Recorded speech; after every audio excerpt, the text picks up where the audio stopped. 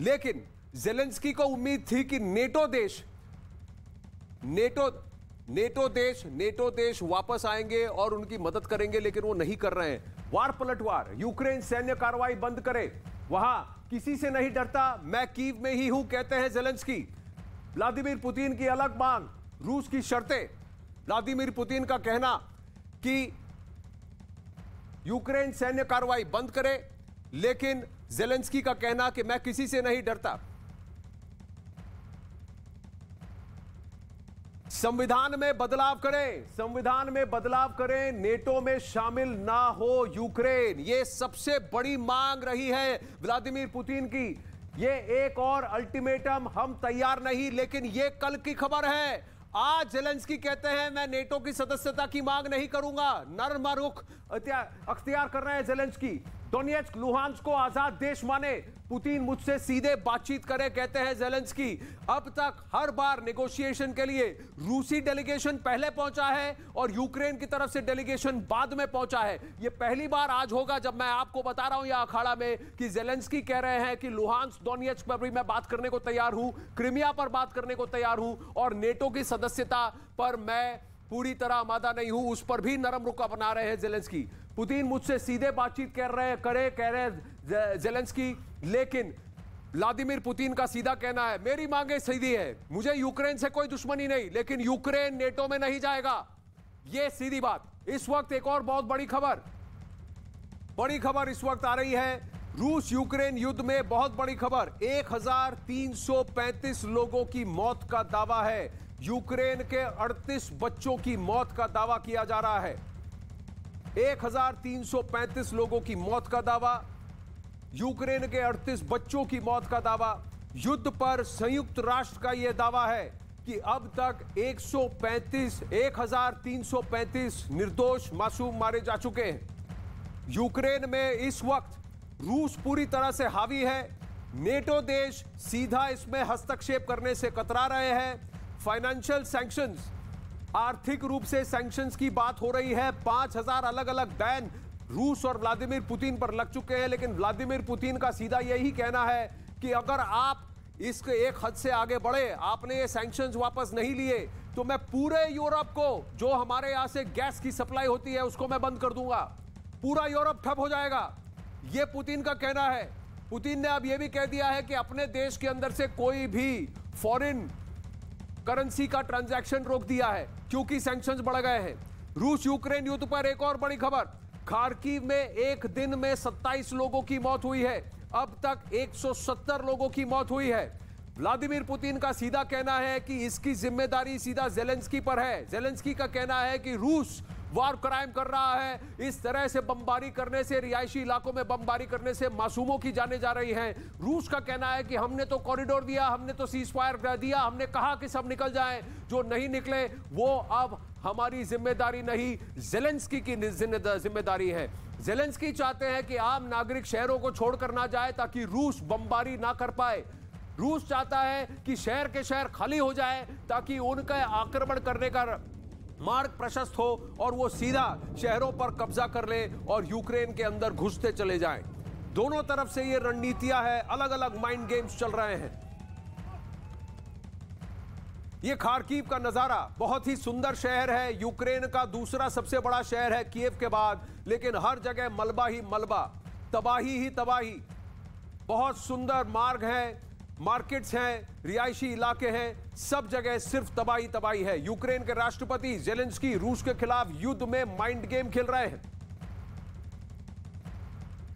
Ukraine की सेना ने जो वीडियो जारी किया उसमें दिखाई दिया कि उनके पीछे मौजूद रूस के टैंक और बख्तरबंद गाड़ियां जलकर राख हो चुकी थी। यूक्रेन का एक जवान उन गाड़ियों की तरफ इशारा कर जोर से हंसता सुनाई पड़ा। साथ ही उन लोगों ने ये दावा किया कि उन्होंने रूस की सेना को वहां से खदेड़कर उस इलाके को कब्जे से छुड़ा दिया जहां से ये वीडियो जारी किया गया। वहां के कई मकान और इमारतें हमले की वजह से तबाह हो गई, जिसकी जानकारी भी यूक्रेन की तरफ से जारी इस वीडियो में दी गई। यूक्रेन के राष्ट्रपति ज़ेलेंस्की रूस के खिलाफ युद्ध में माइंड गेम्स खेलने का प्रयास तो कर रहे हैं, लेकिन ग्राउंड पर रूस इतना हावी हो चुका है कि क्या अब इन माइंड गेम्स का कोई फायदा होगा। ज़ेलेंस्की दुनिया के सामने पुतिन के तानाशाही एक्शन को एक्सपोज कर रहे हैं। क्या है ज़ेलेंस्की का माइंड गेम, देखिए।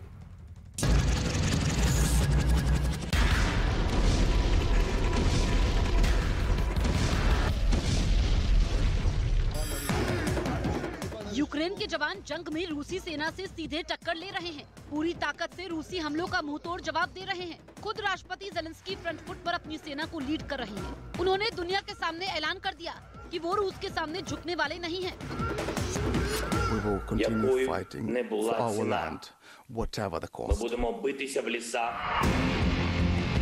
लेकिन रूस के खिलाफ ज़ेलेंस्की सिर्फ सैन्य युद्ध ही नहीं लड़ रहे हैं, बल्कि रूस को हराने के लिए ज़ेलेंस्की माइंड गेम खेल रहे हैं, जिससे रूस को आर्थिक नुकसान हो रहा है। पुतिन की इमेज खराब हो रही है। अमेरिका समेत नेटो देश एकजुट हो रहे हैं। यूक्रेन को आर्थिक और सैन्य मदद मिल रही है। इससे भी बढ़कर ज़ेलेंस्की दुनिया भर में वॉर हीरो के रूप में उभर कर सामने आए हैं। We will not give up and we will not lose. We will fight till the end. We will continue fighting for our land, whatever the cost. Zelensky के माइंड गेम का असर ये हुआ कि रूस को चौतरफा मुश्किलों का सामना करना पड़ रहा है और पुतिन की मंजिल यानी कीव अभी उनके कब्जे से दूर है।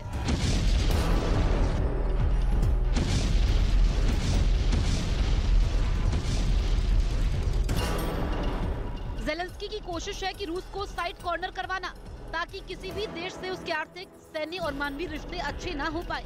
नेटो देशों को एकजुट करना, जिससे ये जंग सीधे रूस और नेटो देशों के बीच लड़ी जाए।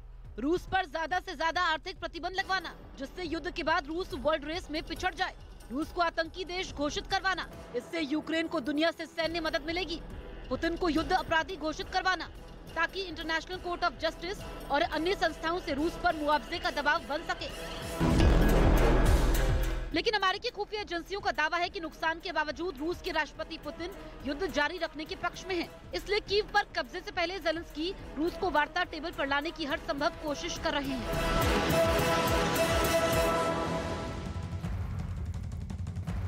इस वक्त की बहुत बड़ी खबर, रूस से जंग पर यूक्रेन का बहुत बड़ा दावा। 12,000 से अधिक सैनिक मार गिराने का दावा। रूस के 317 टैंक तबाह करने का दावा कर रहा है यूक्रेन। रूस से जंग पर यूक्रेन का यह बहुत बड़ा दावा है कि रूसी सेना को भारी नुकसान पहुंच रहा है। यूक्रेन में यूक्रेनी सेना के साथ साथ कुछ यूक्रेनी मिलिशिया यानी कि यूक्रेनी नेशनलिस्ट भी है, जो कि छुपकर वार कर रहे हैं रूसी सेना पर और भारी नुकसान पहुंचा रहे हैं रूसी सेना को। लेकिन क्या इससे व्लादिमीर पुतिन को फर्क पड़ता है? 2 लाख से ज्यादा सैनिक उतारे हैं, 12,000 को मार गिराने का दावा कर रहा है यूक्रेन, लेकिन रूस उसे नकार रहा है। रूस के 482 विमानों को ठेस किया, बर्बाद कर दिया है, तहस, और फिर उनके टैंकों को भी गिरा दिया है, नेस्तनाबूद कर दिया, कहता है यूक्रेन। समय से 5,000 लोगों को निकाला गया, ज्यादातर महिलाएं और बच्चे निकाले गए। 20 लाख लोगों ने यूक्रेन छोड़ा। संयुक्त राष्ट्र का यह दावा है कि समय से 5,000 लोगों को सुमी से 5,000 लोगों को निकाला गया है। सुमी से 5,000 लोगों को निकाला गया है। ज्यादातर महिलाएं और बच्चे निकाले गए। आपको याद होगा कल एक पूरा दिन 10 बजे यूक्रेन टाइम यानी 1:30 बजे भारत में, तब से लेकर आज सुबह तक सीज फायर की घोषणा की थी रूस ने और कहा था जितने लोग इन इलाकों से निकलना चाहते हैं वो निकल जाए। भारत ने भी सुमी से सभी भारतीयों को निकाल लिया, उनके साथ साथ कुछ नेपाली, बांग्लादेशी, टूनिशियन और पाकिस्तानियों को भी वहां से पोल्टावा निकाला। कीव में हवाई हमले का अलर्ट, अब जतोमर में भी हवाई हमले का अलर्ट है, विनितिसिया में भी हवाई हमले का अलर्ट। हर जगह अब व्लादिमीर पुतिन की फौज, रूसी सेना और एग्रेसिव हो गई है। लोगों को बंकर में जाने को कहा गया है। हवाई सायरन कंटिन्यूअस बजते जा रहे हैं क्योंकि व्लादिमीर पुतिन का सब्र का बांध टूटता नजर आ रहा है। इतने दिन वो रुके हैं। कल भारतीय एम्बेसी ने भी साफ ये कर दिया था कि इसके बाद सीज फायर या ह्यूमैनिटेरियन कॉरिडोर की कोई गुंजाइश नहीं दिख रही। जितने लोग जहां से भी हैं इन शहरों से निकल सकते हैं तो निकलिए, पश्चिमी यूक्रेन की तरफ जाइए और रोमानिया, पोलैंड, हंगरी इन बॉर्डर्स पर जाकर वहां से बाहर निकल जाइए, यूक्रेन से बाहर निकलने की कोशिश कीजिए। व्लादिमीर पुतिन की तरफ से सेना का आक्रमण और तेज हो गया है, बमबारी तेज हो गई है, हवाई हमले तेज हो गए हैं और ग्राउंड में उनके सैनिक भी चप्पा चप्पा हर शहर के उस पर कब्जा करने की कोशिश में लगे हैं।